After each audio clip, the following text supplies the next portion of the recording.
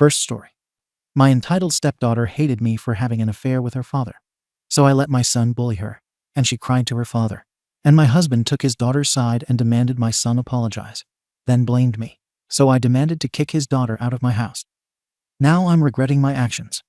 I lie full-time with my two kids, Ryan 15 and Sophie 11. Their dad isn't really in the picture, he's flaky and unreliable. So it's just been the three of us for most of their lives. My husband and I got married earlier this year. He has a daughter, Aubrey 16, from a previous marriage, and she comes over every weekend. I'm currently pregnant and due in November. So yeah, things have been a little chaotic, and emotions are high all around. That said, I've been trying for the past year to make things work between all the kids. Some tension is expected in a blended family, but what I've been dealing with from Aubrey is something else entirely. She made it clear from day one that she wasn't happy about the marriage. I get it, divorce sucks, especially for kids, but my husband and his ex were separated for 2 months before finalizing it. I wasn't involved in that. We didn't even start seeing each other until everything was official. Still, she treats me like I'm the reason her family broke up. It's been a cold war from her side ever since. She doesn't speak to me unless I directly ask her a question, and even then it's clipped and forced.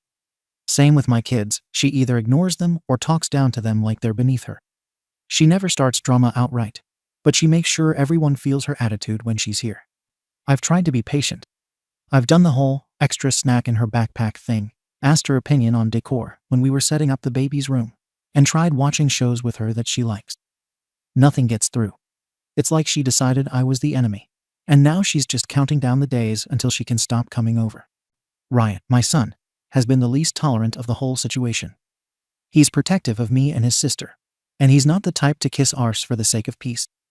At first, he gave her space and stayed out of her way, but over time it's gotten tense. He hears the snide things she mutters under her breath. He sees how she acts like she's too good to be in the same room as us. There was one time a few months ago when we were doing a family movie night, something I really pushed for so everyone could bond. I let each kid pick a movie.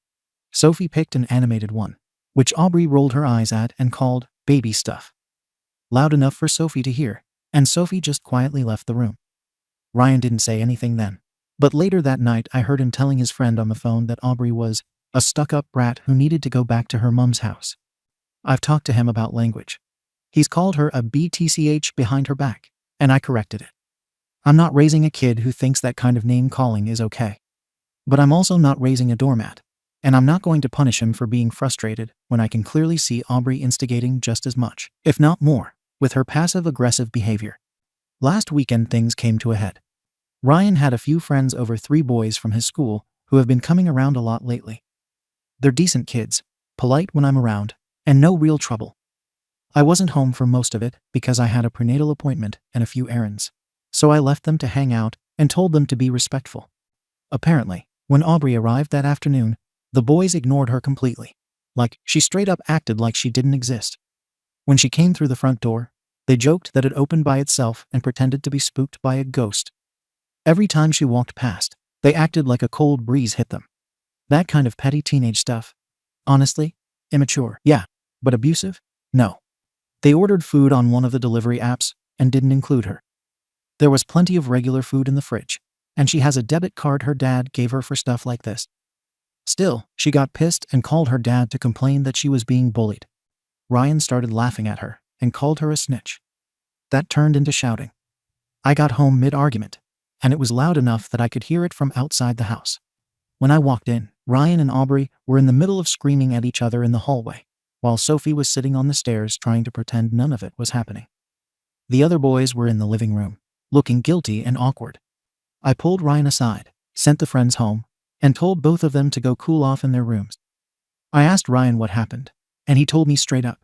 She doesn't talk to us, ever. She acts like she's better than us. So I told the guys just to ignore her. I reminded him that being the bigger person doesn't mean you let people walk on you, but it also doesn't mean dragging others into your drama. He shrugged and said, well, maybe now she knows how it feels. I didn't discipline him beyond that. To me, it felt like normal teen drama. Not ideal, but not serious. Siblings fight. Step-siblings clash. It sucks, but I thought we could just move on. Then my husband came home. Aubrey had already told him her version over the phone, so he walked in ready for a fight. He didn't ask what happened, he told me. said Ryan and his friends were bullying his daughter, and I needed to make him apologize. I told him exactly what I'd already handled. The friends went home, both kids were separated, and I addressed it with Ryan. I said I wasn't excusing the behavior, but Aubrey wasn't innocent either.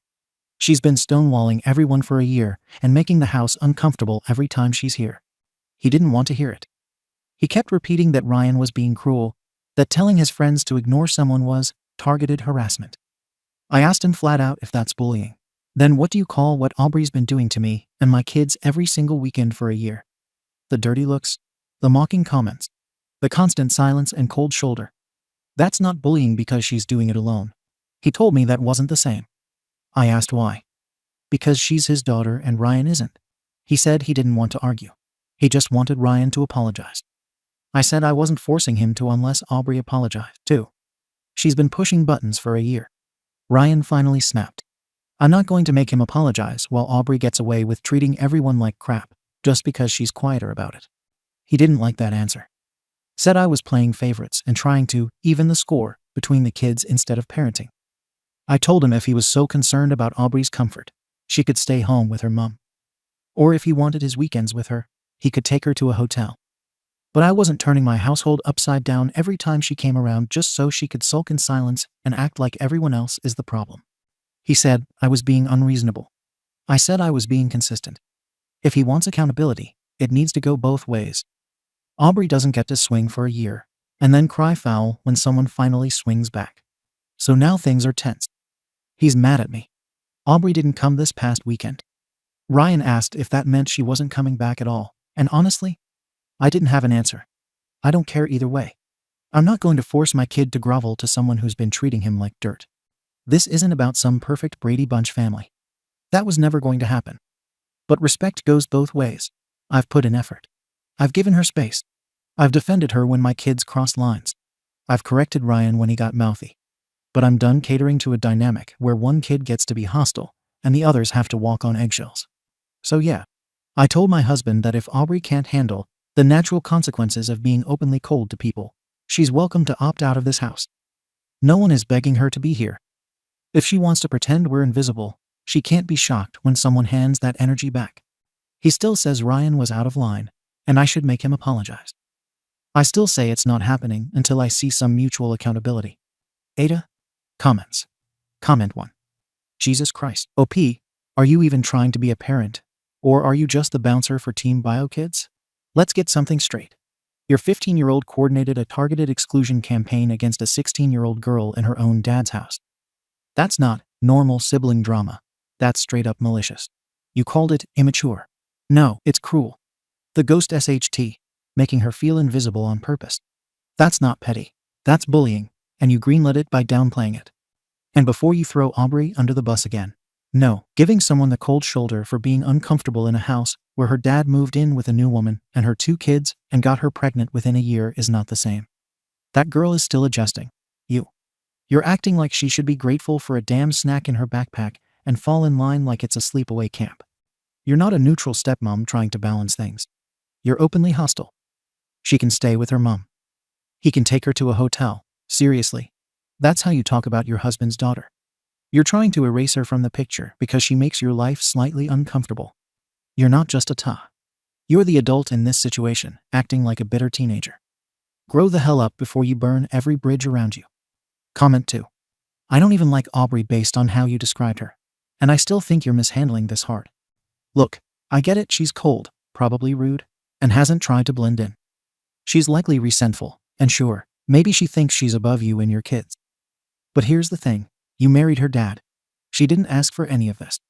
You dropped her into a ready-made family with 2 kids and a baby on the way. And now you're pissed she's not fake smiling and calling you mom. Your son weaponized social exclusion in a way that was clearly meant to humiliate her in front of peers. If it were the other way around, if Aubrey told a bunch of her friends to treat Ryan like a ghost and exclude him, you'd be flipping out. But here's where it gets worse. You refuse to have your kid apologize unless she apologizes first. If you were actually trying to lead by example, you'd have had both kids sit down, acknowledge hurt feelings, and work something out. Instead, you're playing favorites, and your son knows it. Your husband's pissed because you're acting like his kid is expendable. If she stops coming over entirely, you'll be the reason. Comment 3. This sub coddles teenagers like they're all traumatized woodland creatures. No. Aubrey is 16. She's old enough to know that giving people the silent treatment for a year straight and acting like she's the only one in the room with a pulse isn't just adjusting, it's provoking. She made the bed. She doesn't speak to your kids. She treats you like a side piece, even though the timeline is clean. And now she's shocked when she gets that energy mirrored back at her. Boo effing who? Could Ryan have handled it more maturely? Sure. But he's 15. You addressed it. You didn't reward the behavior. You didn't throw gasoline on it. And you didn't make excuses. You kept it real. Aubrey called Daddy because she couldn't manipulate the room into defending her for once. And now he's panicking because his kid finally lost her top spot. I'm not saying she's the villain. But if you walk around like you're too good for everyone and people stop including you, that's called reality. You're not running a therapy retreat. You're managing a home with real dynamics. Let your husband be mad.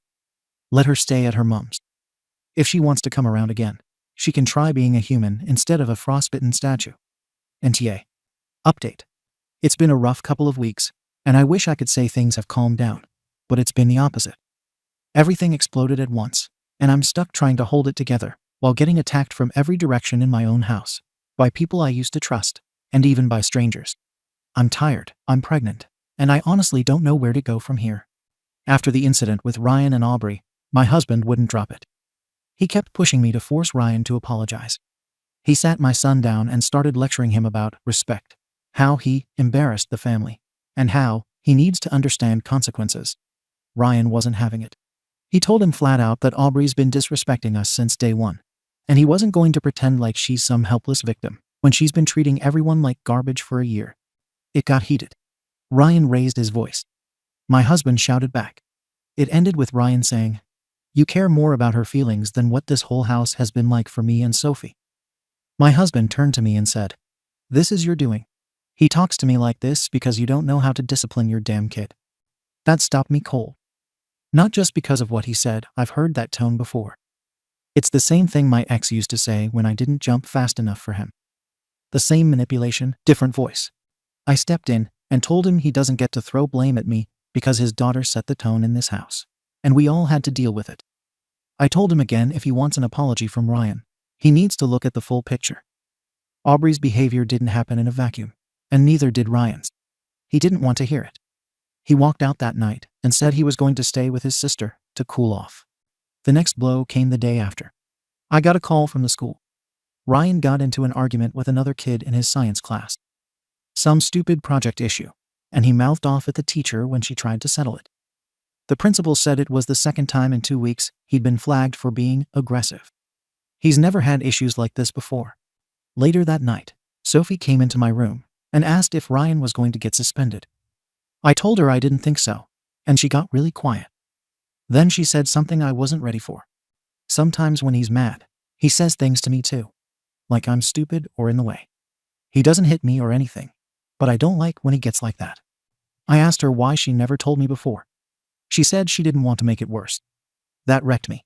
I've been so focused on protecting Ryan from the outside pressure, the step family mess, his father disappearing, the school stuff, that I didn't even see what was going on inside this house. I told Ryan later, and he swore up and down he wasn't trying to hurt her. He said he was just angry all the time and didn't know where to put it. I believe him. I also believe Sophie. I told him that couldn't happen anymore. No excuses. No passing it off as stress. I'm his mom, not his enabler. But then came the final straw. My husband came back after a few days, and things were icy. We tried to talk. I told him about the school, about what Sophie said. His reaction? He nodded and said, "Well, I guess now we know where he gets it from." I asked him what the hell that was supposed to mean. And that's when he said it. "You started all of this when you came into this family on a lie. You think I forgot how fast you jumped into this marriage? You were sleeping with me before my divorce was final. And now you want to act like this chaos isn't on you." I couldn't believe he went there. For the record, and I don't care how anyone spins it, I was not sleeping with him during his marriage. Yes, we connected before the divorce was final, but nothing happened until it was official. It wasn't some seedy affair behind closed doors. We talked. We lent on each other. We bonded. I wasn't some side piece. He pursued me. We were friends through my brother for years. But now, conveniently, because he's mad, it's all being rewritten like I blew up his family. I told him he could believe whatever made him feel better. But I wasn't going to sit here and let him weaponize our timeline just because his daughter doesn't like me. He left again. I don't know when he's coming back. I don't care if he does.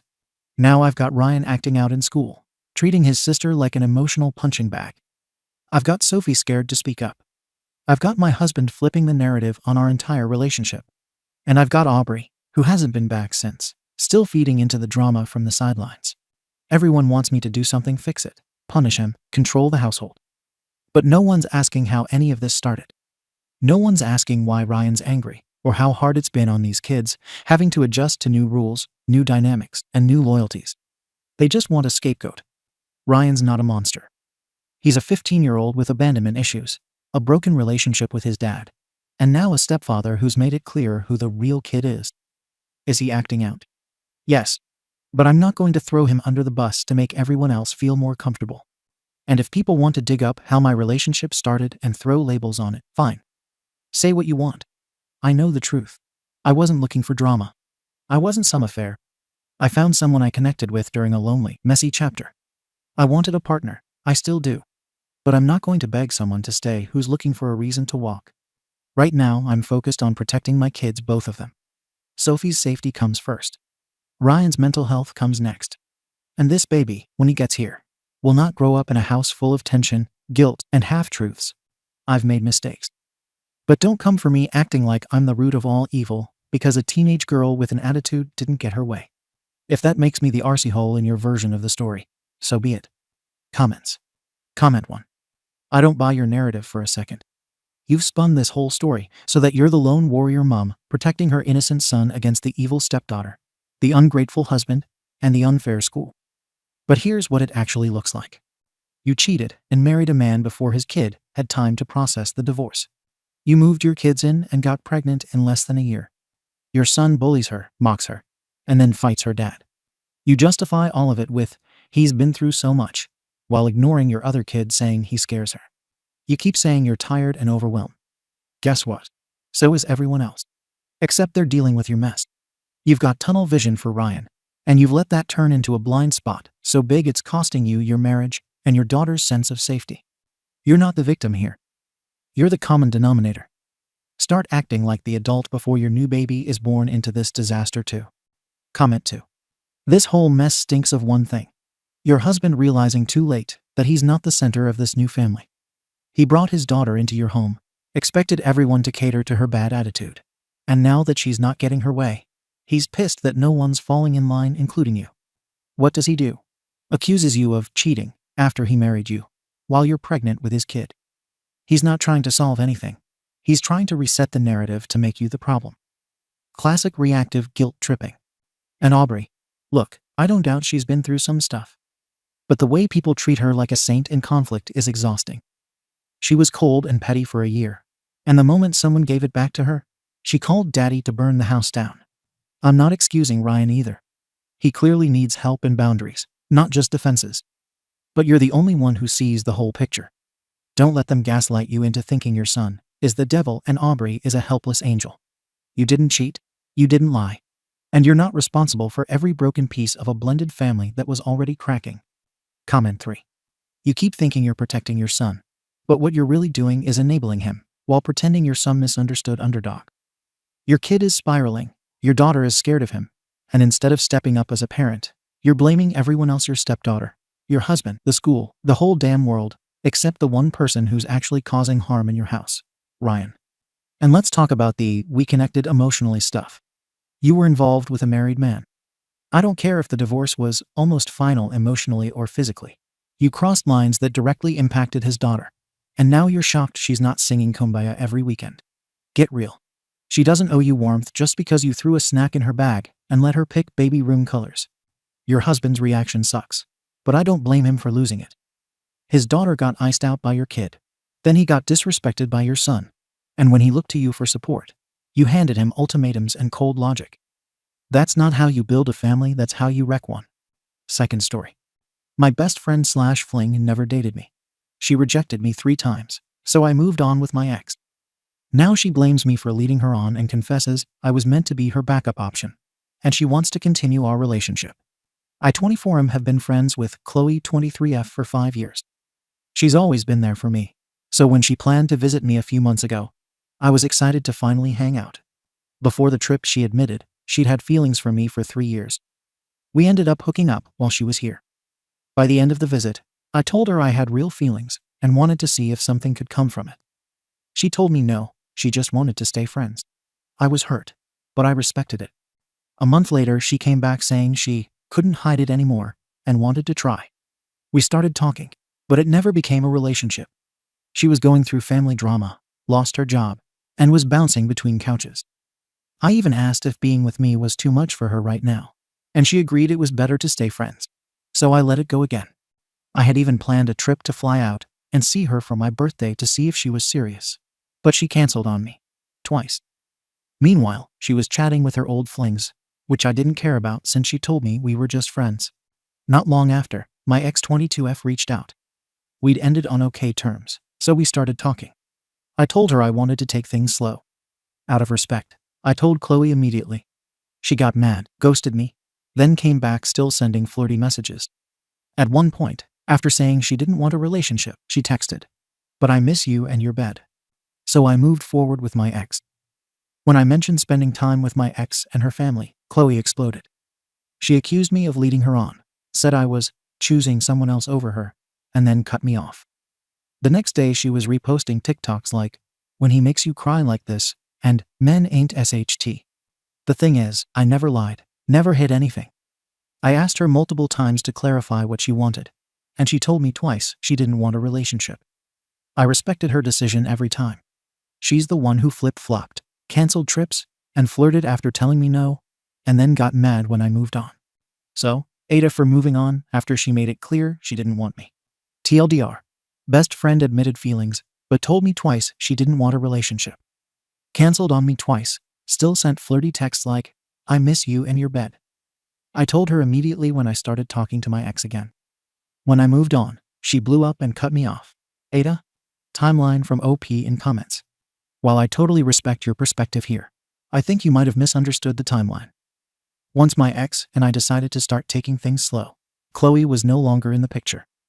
Any contact from her after that was her reaching out.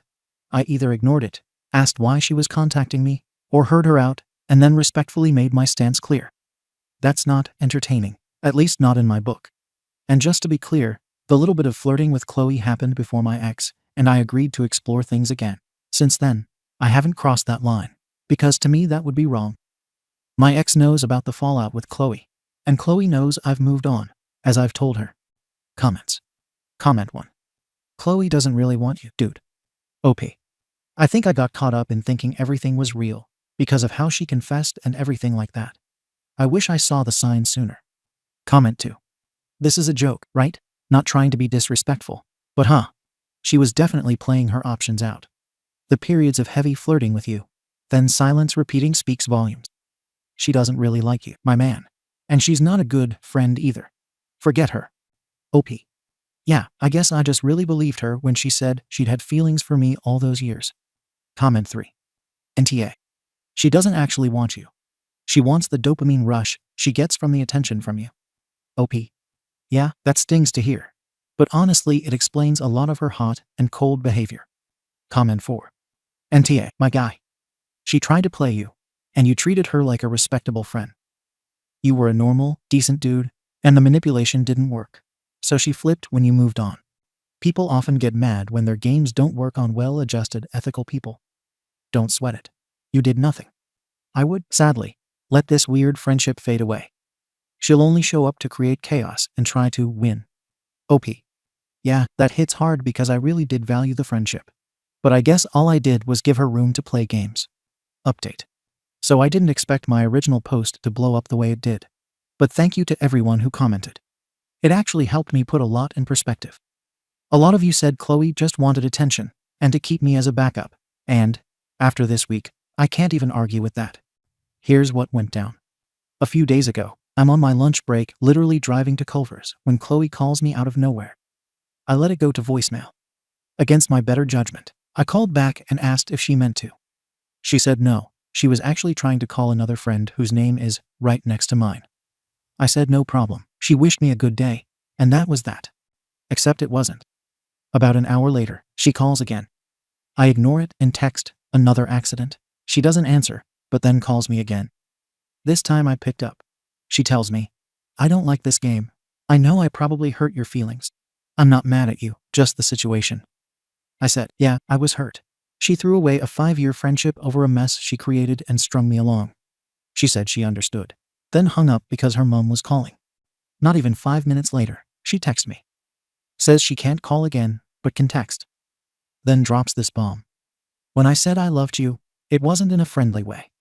I reminded her that I told her multiple times I had feelings too. And she's the one who wanted things back to normal, and later told me a relationship was too much. I laid it out. She rejected me twice, honestly 3 times, if you count when I asked straight up if we were just friends, and she said yes, about a month and a half ago. Her reply?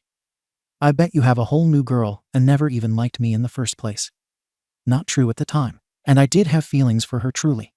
So I asked, how can she be mad at me for moving on when I was literally doing what she asked me to do?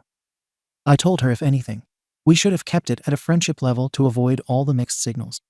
She fires back, "I don't want to be friends." I asked why she reached out at all. Her answer, "Because I didn't know if you would ever give it a chance." So I spelt it out clearly. I did give it a chance. Multiple times. She said no.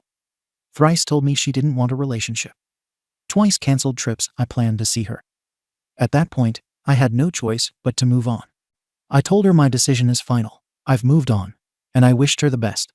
She replied, "Please no." But I stood firm and told her I respect her. I wish her well, but I'm not going back. So yeah, this confirmed everything you guys warned me about. She wanted me as an option, not as a choice. And the second I stopped playing along, she couldn't handle it. TLDR, Chloe accidentally called me, then admitted her "I love you" wasn't friendly. I reminded her she rejected me thrice, canceled on me twice, and told me we were just friends. When I moved on, she admitted she just wanted to keep the door open in case. I told her my decision is final and wished her the best. She replied, "Please no." Comments. Comment 1. Good for you for seeing her for who she is and standing firm. Let her play her games without you. OP. Yeah, I finally see it now. Standing firm was hard, but probably the best decision I've made in a while. Comment 2. Ah, your 20s. So much drama lol. Way to not get sucked into it. OP. FRRR lol. Feels like my 20s are just a crash course in spotting red flags the hard way. Comment 3. Glad you made sure she texted so you had time to respond, and had it all in writing that she was trying to manipulate you. OP. Right? At this point my text with her read like a case study in it. Thank you for watching the video. If you are interested in listening to these kinds of stories, we've got more in store for you. Simply subscribe to our channel, hit the like button, and share it with your friends.